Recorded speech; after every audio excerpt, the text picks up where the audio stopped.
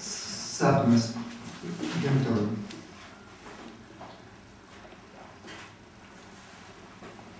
Kalbėjome su mirusiu draugu, nuauksinto giraitė prie apleisto, viduramžių miestelio tau baugu tiek pat, kiek tau.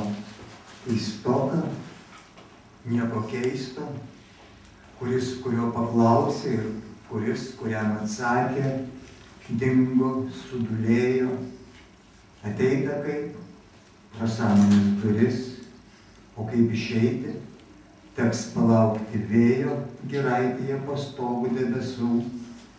Aš svečiavausi, o dabar esu ir lapašis, ir ši mintis ir būsis, kurio pagautas virpu ir krantu, į savo atspindį upokšnyje, tai tu mirtie.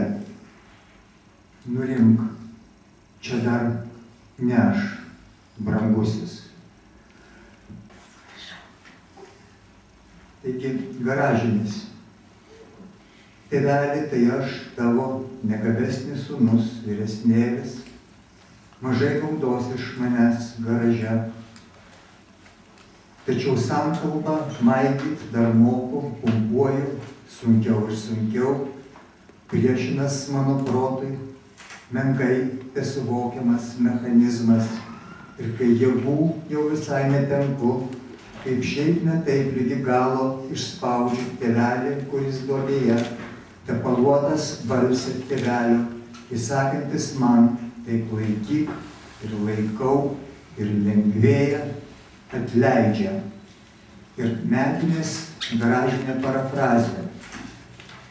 Tėvelį, kuris išmokė mane azimutu, tavo vaizduotės stokojantis istorikas brolis, dėkui Dievui, garaže dar viską išmano, sako, bus mechanikams juoko, nes sankabą maigyti reikia, o stabdyk, tai stabdyk, atleisk už mano beprasmišką triūsą, sankabą visą gyvenimą mygų vietoje to, kad stabdyk, kaip reiktų, pumpuočiau, nes stabdau, maigau, sankabą, priemonė susisiekimo, kalbos, hidraulinę sankabą, sankalbą, kad kartais net pasirodo sukibo. Dabar tikrai jau sukibo, tiek jūsų, kiek mūsų, kiek jūsų pasauliai. Čia yra svarbus šitas eilėraštis.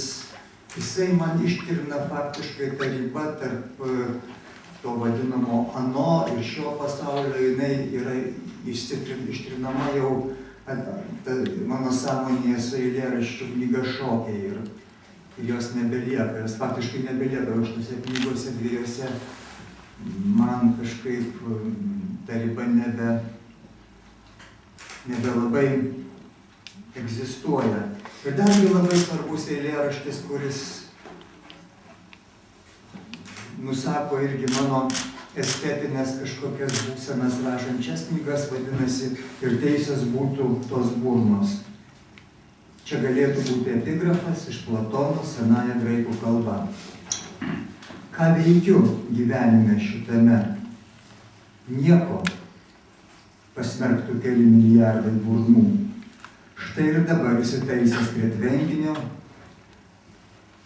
spoksau į atspindį tarp pušų atsivėrusią gelmę, dangaus metafizinę duobę, bedugnę, kur viskas šitaip ryšku ir tikriau nei tikroviai.